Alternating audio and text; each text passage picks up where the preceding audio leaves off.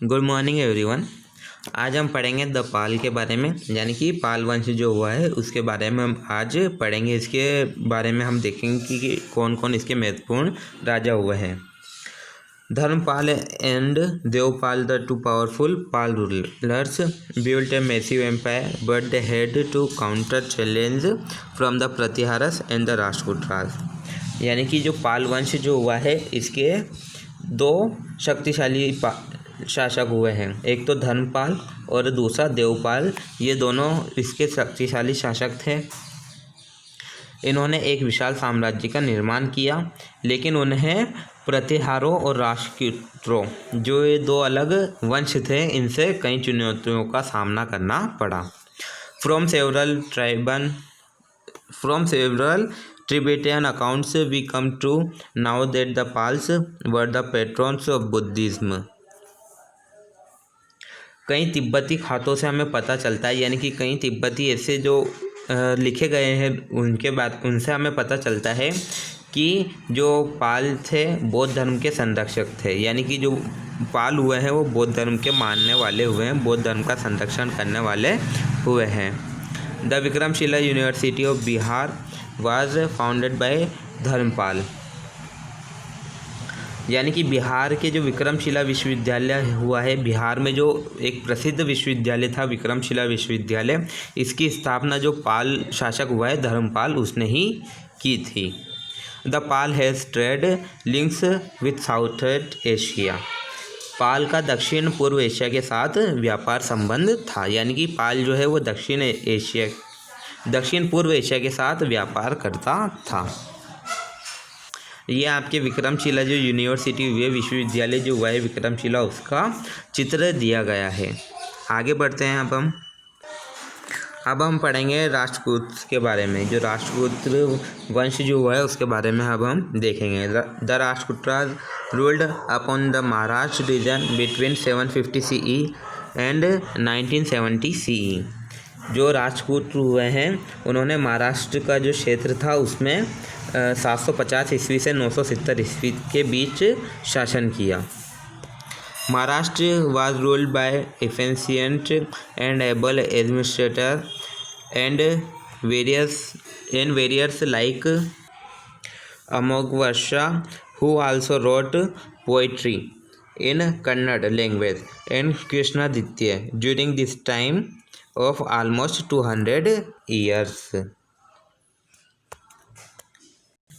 लगभग 200 वर्षों का जो ये समय हुआ है, जो हमने देखा था कि 750 से लेकर 970 तक का जो ये समय हुआ है, इसमें कुछ सक्षम जो प्रशासक हुए हैं राष्ट्रकूट के और जो योद्धा हुए हैं राष्ट्रकूट के, उन्होंने शासन किया। जैसे कि हम देखते हैं, एक तो हमें यह एग्जाम्पल दिया गया है अमोघवर्ष, जिन्होंने कन्नड़ भाषा में कविता भी लिखी थी, और दूसरा एग्जाम्पल यहाँ दिया गया है कृष्णद्वितीय जैसे कुशल की यहाँ पर बात की गई है। यहाँ पर दो शासक के बारे में बताया गया है और उनकी बात की गई है। आगे बढ़ते हैं हम। They fought with the Pratiharas and the Pala along with the Pallavas of Kanchipuram.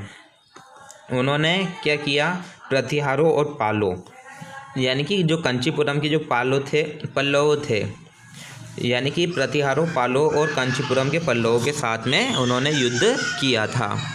आगे बढ़ते हैं हम। The magnificent Kailasa temple situated in Ellora build by the Rashtrakutas tell a lot about them. यानी कि राष्ट्रकूट जो हैं इनके द्वारा जो एलोवेरा में स्थित भव्य कैलाश मंदिर का निर्माण किया गया, उसके बारे में बहुत कुछ हमें बताता है। ये जो कैलासा जो मंदिर है जिसका निर्माण किया गया है एलोरा में, यह हमें राष्ट्रकूट के बारे में बहुत कुछ बताता है। आगे देखते हैं। The also built the temple in the Elephanta caves situated near Mumbai. उन्होंने मुंबई के पास स्थित एलिफेंटा गुफाओं में भी मंदिरों का निर्माण करवाया था। यानी कि उनके जो शासन था उसी टाइम पर जो एलिफेंटा की जो गुफाएं हुई है वहाँ पर भी मंदिरों का निर्माण कराया गया था। यह आपके फ़ोटो दिया गया है, जो कैलासा टेम्पल है उसका ये पिक्चर दी गई है, फ़ोटो दिया गया है। आगे बढ़ते हैं। अब हम देखेंगे एडमिनिस्ट्रेशन के बारे में, यानी कि उनका जो प्रशासन था उसके बारे में हम देखेंगे।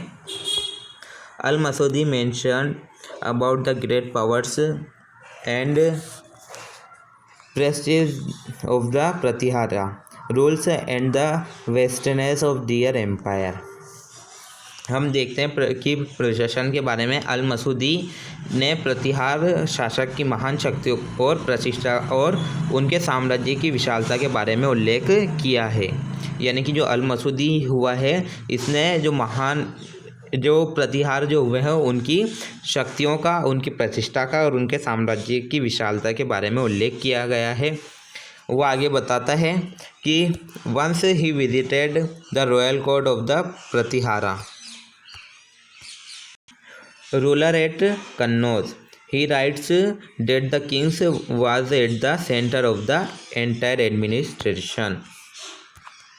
यानी कि वो बताता है कि एक बार उन्होंने एक प्रतिहार जो वह के शाही दरबार का दौरा किया था। कन्नौज के शासक जो था, कन्नौज का जो शासक था प्रतिहार, उसके शाही दरबार का उनने एक बार दौरा किया था, यानी कि एक बार वो वहाँ पर गया था। वो लिखते हैं कि जो राजा जो था वो पूरे प्रशासन के केंद्र में था।